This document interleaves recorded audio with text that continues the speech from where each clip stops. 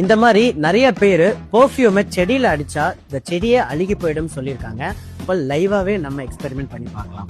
So இப்போ நான் என்ன பண்றேன்னா கடையில கிடைக்கிற பெர்ஃப்யூமை இந்த செடியில வந்து அடிக்கிறேங்க.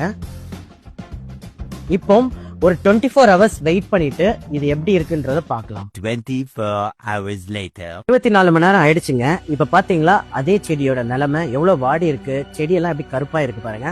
சோ இப்ப தெரியுதா இந்த பர்ஃபியூம் பின்னாடி இருக்கிற டேஞ்சர். குறிப்பா இந்த பர்ஃபியூம் மேனுஃபேக்சரர் என்ன பண்றாங்கன்னா இதுல பாலேட்ஸ், பாராபென்ட் 2 முக்கியமான கெமிக்கல், அது போக பல கெமிக்கல் ஆட் பண்றாங்க. இது என்ன பண்ணுதுன்னா நம்மளுடைய எண்டோக்ரைன் கிளாண்டை டிஸ்டர்ப் பண்ணுதுங்க. அதாவது நம்மளுடைய பல ஹார்மோன்கள் தடைப்படுது.